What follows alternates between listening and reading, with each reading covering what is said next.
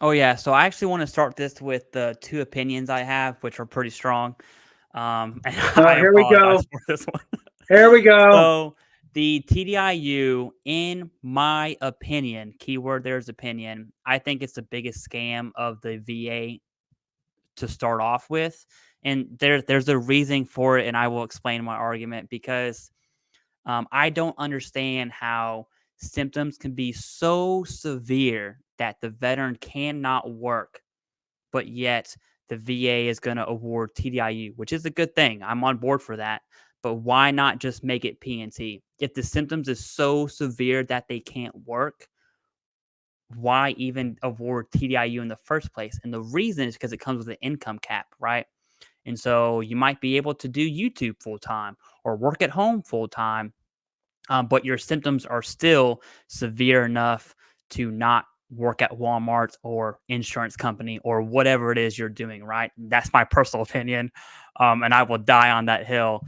But looking at TDIU, that's what it is. Your disabilities don't rate rate cumulatively 100%, and there's two criteria for that. There's actually some hidden secret ways of reaching TDIU without hitting the criteria, which is so weird to me. But it's the VA basically saying, hey, your symptoms are severe enough that you can't work. Here's 100%, but now you have an income limit. And it's less, it's about 15K. I'm going to round it up. And it's not based on dependence. That is period. If you're TDIU, I don't care if you got 8 kids, you are capped at that amount. So keep in mind, um, that's pretty much what TDIU is, right? It's a temporary 100%, assuming that the TDIU doesn't, well, it's because there's TDIU P&T as well. And so you'll see like the 2 to 5 year thing for TDIU. You can still be reevaluated on that. And then I'm not going to say most because I don't have the data, but a lot of veterans that are TDIU eventually become IU P&T. And that's a pretty common thing that you'll see um, over that 2 to 5 year span. I'll leave it at that because I have some other opinions as well. And there's so much to talk about TDIU because it's very nuanced, and with all things, it's very ambiguous with the VA, especially on TDIU. I'll stop there. I'll kind of get off my little horse and let you take So, yeah, your opinion. I like it. Whatever. Everybody's allowed their own opinion, right? So, and I think that there are some conditions, just to kind of be the devil's advocate here, right? That there are some conditions in which maybe that's all you filed for. And like many veterans, you don't even know the other things you can file for. And so you just never did, right? So, one, it allows that specific person that doesn't realize that grandma's headaches could be filed for as well, right? So let's say that you have, for example, a mental health rating at 70%, but you're like, I'm fine everywhere else. I could do everything. I just saw some crazy shit. it. Yeah. And that's the only thing that's messing me up, right? I don't have any other problems. I'm good to go. I'm fit as a fiddle. But I don't put me anywhere near anybody.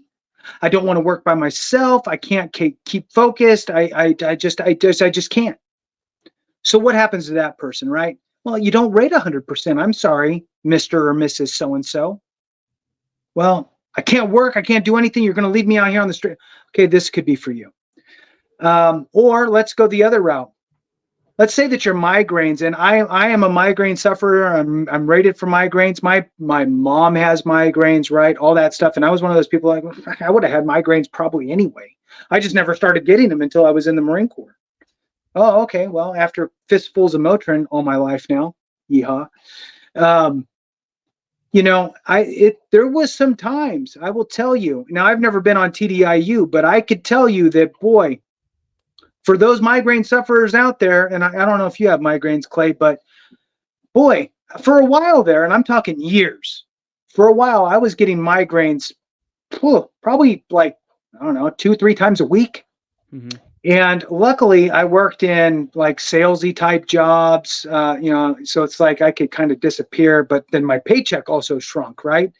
So it's like you better make up for it when you feel good. And, you know, it's one of those things where I could see somebody with severe migraines, like you're not, it's not easy to work. I mean, you can't even look at the Swiss cheese. I mean, like little blind spots and, you know, star clusters and major pain. And, you know, you just needed a dark room. And even then you just, I mean, it'd drop a horse. So I could see not being able to hold down a job. And like, look, if my only thing is migraines and I have nothing, I didn't document anything when I was in service. I was a good Marine, made sure I didn't go to sick call, right? Made sure I didn't go to the battalion aid station. You know, shame on me. I wish I would have, but all I can claim is my migraines because I happened to check a box that I had headaches, right? So at least I was able to get that service connected. But now my life sucks ass. And, you know, thank God I got TDIU to lean on, right? Because I got, you know, I guess that kind of goes in because the maximum is 50%. So it goes into kind of the sneaky way into it, but it would work in your example that you will give, I'm sure. So I'm a little bit of a different opinion, maybe, than you. I know that they reach out to your prior employer. They ask for your past experience. It's not like it's a cake in the walk. There's no guarantee in getting TDIU. It's not as easy as some people make it sound, but it does work. And here's the little scammy part on it that I'll throw in for your benefit, Clay.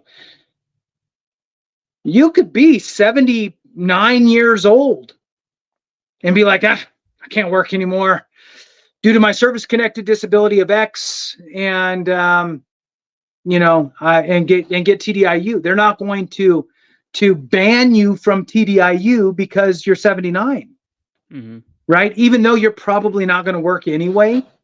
Just saying, right? So there is that part, which I'm not going to call the VA and say, hey, you should put an age limit on TDIU, but you know, it's here. This is what it is. I think that it's a good benefit that allows veterans to reach that 100%. Is it you're going to get, you know, you can't get rich using it. I mean, you'd much rather be Scheduler 100 or PNT 100. And my suggestion to folks is, look, if you're a TDIU and you think ever that you want to actually make any sort of income, because again, it's the poverty threshold that's set by Congress, changes every year, whatever it is, 15 grand-ish is what it is. If you ever want to make more than that, then you need to be looking at other conditions, secondaries, increases, that type of stuff, and try to get off of the TDIU and slide over to one of the other regular schedules. But for those that can't work, right, due to a service-connected condition, this is absolutely an avenue that you should look at. I'll jump into the criteria after you talk a little bit more, Clay, because I do want to hear more of your thoughts, your opinions. And again, look, there's no opinions or opinions. There's no, I mean, who's right, who's wrong. It doesn't even matter. It's just thoughts, because the reality is this is what they offer. And here's the criteria for it. If you meet it, you meet it, right? Who cares what two talking heads are saying?